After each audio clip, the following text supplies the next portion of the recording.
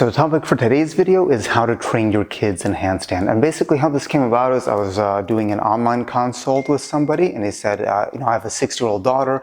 I would love to get her doing handstands. What are some exercises you recommend? So I'm going to talk a little bit about that, a little bit about the child learning process, and basically how to encourage your kids to do something fun like a handstand without forcing it on them. And of course, this is assuming they're not taking gymnastics classes, which is not a bad idea to put your kids into if you have kids, but not necessary. I think just getting into some basic acrobatics is really fun. And if you give your kids the right direction, they're going to train and progress on their own, right? They don't need a lot of coaching. It's just kind of basic concepts. So that's what I'm going to talk about. So the first idea, it's not even an exercise, it's just a concept, is you have to set the example. So I don't have kids. I have taught kids gymnastics for a while, so I have worked with kids for a number of years. They respond a lot better if you don't run the do what I say, not what I do mentality, right? So like, again, 6-year-old or whatever age, if they see that you're practicing and that you're enjoying the practice, they're gonna wanna join it automatically, right? If you're telling them to do something and you're not doing it yourself, it's a little bit more subtle of how to encourage that in the right way. I'm not saying there aren't ways to do that, but if you set the example, it's a lot better. And that's something that I tried to do when I was teaching kids as well, hey, I'm not just showing you this, I practice it myself. It doesn't matter the level I practice it. It doesn't matter if my students are better than me or not. I don't have to be the best, but the point is that I'm doing it. I practice what I preach, and that's something kids respond to very well. So if you are training, just kind of have this mentality that you enjoy the training, it's a fun thing to do, and just encouraging your kids to be a part of that. Even if they're doing something very basic, even if you're doing something very basic, that's a really big factor in encouragement, right? So make sure that you're setting the example first. Not necessary, but helpful. First actual exercise is not a handstand exercise, cartwheels. Kids should be doing cartwheels. It doesn't matter what kind of cartwheel they do. It doesn't matter if they're a gymnast or not. I mean, adults should be doing cartwheels too. It's not like any of the exercises I'm giving you here are unique. It's just the concept of how to apply them. So have your kids work cartwheels. Doesn't matter if they can do it or not. It doesn't matter if they fall. That's still a cartwheel, right? Everyone has different levels of coordination. Ideally, we want something with momentum, with the legs split out. You don't want to, again, if they're training in gymnastics, you're going to get some coaching. So as a parent, you probably don't want to coach them too much, because then it's too many voices giving orders, and you don't want that. So the encouragement with the cartwheels, as far as coaching goes, keep it very, very simple, nothing technical. So legs higher, right? This is what some basic cartwheels might look like. So really easy coaching cue. Encourage getting the legs up higher so we can get more vertical. Second, encouraging cue, legs straighter. So this is going to be a very natural thing for the kids to do as well, because they're naturally loose. So as they get better, say, can you get your legs straighter? So then it looks a little bit more like this. And then the third coaching cue is going to be landing softer. So if they land heavy, right, if they turn the wrong way, don't, again, if you're training, or not even training kids, encouraging, don't get technical with your advice. Just give general directions to go to. So the third one is just land softer, because in that, if they figure out how to land softer, they're going to figure out a lot of the mechanical cues as well without even having to understand them. So definitely cartwheels, get your legs higher, get the legs straight, land softer. If you can take care of those three things, that's gonna do the bulk of the work, again, without getting too technical, which is probably something you would want to have a gymnastics coach tell them how to do. So yeah, definitely cartwheels. It just helps with confidence being upside down. It helps with falling. It helps with understanding momentum, transfer to the hands, all of that. So yeah, definitely cartwheels. Next is the handstand wall walk. Again, very simple exercise, something I have adults do as well. It's easy to scale. It's easy to coach in a way that you don't have to get too precise, and it still encourages better form. Funny enough, this is also how you train a dog to do a handstand. You can make of that what you will, but really simple. Arms straight, keep the push, and then you just walk up the wall. That's step one, right? Step two, You just get closer and closer, and you want to avoid this, right? So if that happens, you just tell the kids, to put more weight in the hands, keep the arms straight, good push. Really simple, and that's just a way to work up the handstand, work up the confidence being upside down, making sure that they have the weight on the hands and they have that alignment of the shoulders on top of the hands and the arms straight. And it's going to build strength, it's going to build confidence. So yeah, just have them do that. Even just walking up and down, don't have to hold. But yeah, it's a way to easily scale this idea of getting upside down and being more comfortable, being more confident getting upside down. Just that main thing you have to look for is the arch and the overall lean into the wall. So you want to make sure they're on top of their hands. But yeah, super useful exercise, again, for both kids and adults, but specifically for kids because it's just a really simple one. And you just say, go higher, get closer to the wall. And then that's a very easy way to track progress. Next is push-ups. Now this isn't a handstand related skill, this is basic upper body strength, but push-ups are actually very hard to teach to kids to do properly because they're so easy to cheat. And again, I know because I've coached kids for a long time, and this is one of the most difficult movements to coach. But I would be very clear, really want kids to understand this push-up form. Elbows in, protracted shoulders, no leaning back.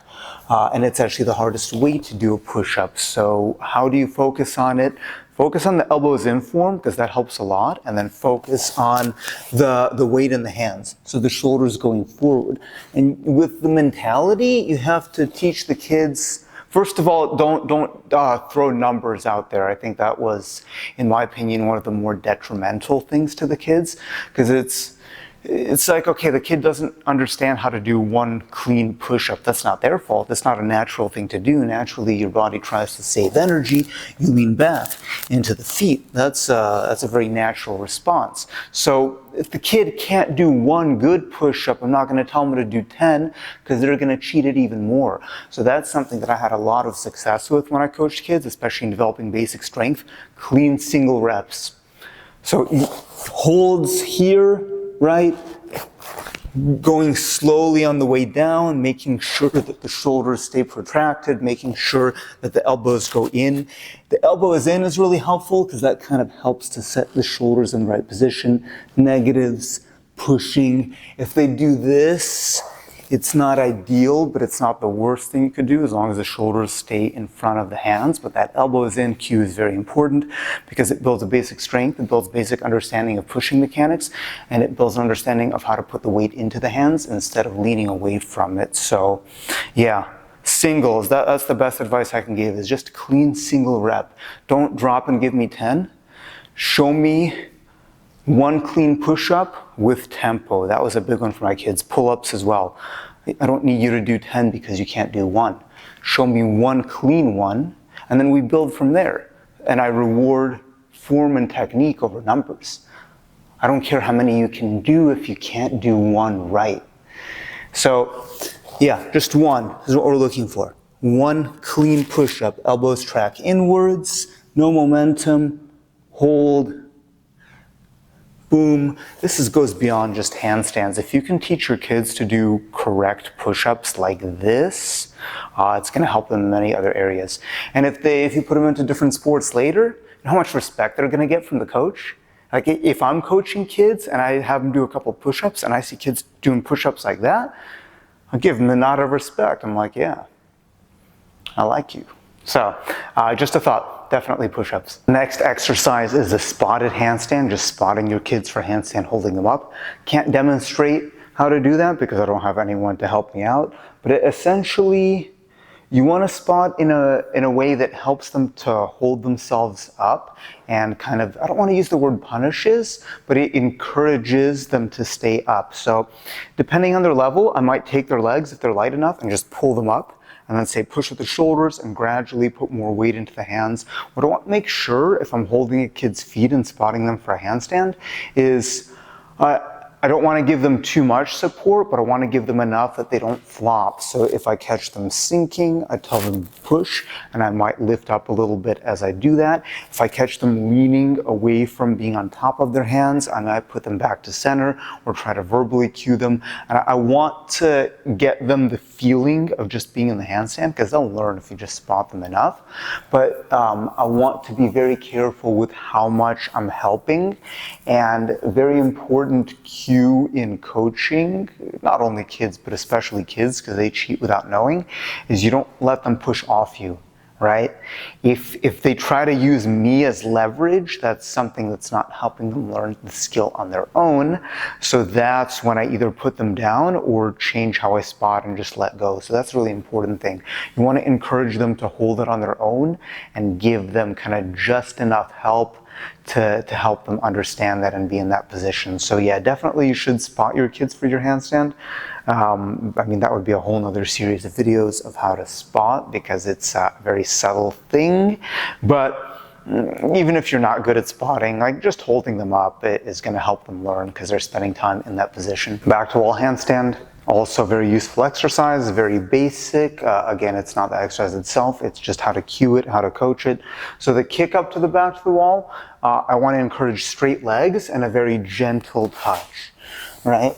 So that's what I want. Very gentle touch on the wall so they don't crash into the wall. When they're in the position, pushing tall with the shoulders so they don't collapse, and then just barely touch with the feet and make sure it's only the feet touching. So make sure, nobody's leaning their shoulders or their head into the wall, and just spending time, because that's going to help accumulate confidence of just being upside down and being in the position.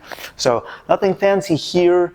Don't let them go too far, because if it's too much distance, you can lean into the wall and it kind of encourages a little bit more collapse in the body. So relatively close to the wall, big push in the shoulders, only the feet touching the wall, and just be as light as possible with the feet.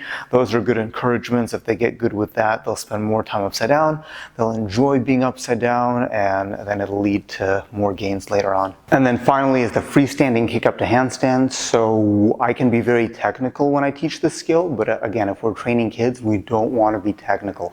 We just want to give them enough encouragement to have a goal to shoot towards, but not overload them with information. Just make it fun for them so they're going to continue training, because the kids have unlimited time, right? If they want to do something, they'll do it for hours. They don't know that they're supposed to get tired. They don't know that it's supposed to be hard. They'll just keep doing it. So freestanding kick up to handstand. Really simple. The first basic cue that I'm going to give is just try to get these moments of legs together, right? That's it. That's it, right? Just kick, try to get legs together. Just consistency with that. Try to touch the feet, because what's going to happen, sometimes they're going to be too low like this, sometimes they're going to kick too far and have to bail. So that's the goal. Very simple goal. Just touch the legs together, boom, push up. And then from there, again, I'm not getting into the technicalities of how to use the hands to balance. That's something I teach more in my adult classes. In the kids' classes, you get the consistent kick up, you maybe do lighter spot, or just say, okay, stay up longer. That's it, stay up longer. They'll figure it out, because they're kids, they're hardwired to learn. So okay, they get consistent, 5 in a row. Let's say do 5 in a row like that, touching the feet. So okay, now you count. You count their time. 1 1,000, 2. Oh, didn't quite get to 2 1,000. We got to stay up longer next time. We got to try to get 2 seconds. Okay, 1 1,000, 2 1,000, 3. Oh, not bad. It's getting better. Make sure you land a little bit softer, right? That landing is a little bit heavy. Let's try to get 3 1,000. 1 1,000, 2 1,000, 3 1,000. Almost. Almost. So I encourage them, right, to get the legs together and to hold it longer. We don't need to make it, we can make it a contest, right? You can give reward if you want. You could say like, hey, maybe you get a piece of candy if you hit 10 seconds, but it has to be clean. But just encourage them that it's fun, that you can keep doing it. A couple basic goals to work for. That's it. Keep it simple, right? Unless you're their coach, you don't need to overload your kids with technicalities. The whole point is you're doing it with them, and you're making it fun for them so that when you're not there, they do it for themselves. That's the key, that's the secret. And it doesn't matter if they get good or not, because it's just for fun, but just the kids doing it, practicing it, is going to build up their coordination for a lot of other things. So very useful things here.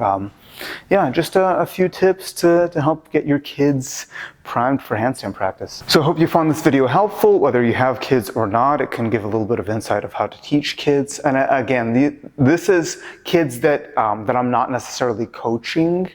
It's just this idea of how to get them to train on their own, assuming that maybe they don't take gymnastics classes. If you do have kids, I do recommend putting them into gymnastics classes for a couple of years because there's some valuable coordination that they learn. But yeah, if you have a young kid and you're training handstands and you want to have them join you, but you want to make sure they enjoy the practice and build some good habits, here are some concepts that hopefully are helpful and that you can utilize. Let me know what else you'd like to see on the channel, like, share, subscribe, all of that, and I'll see you next time.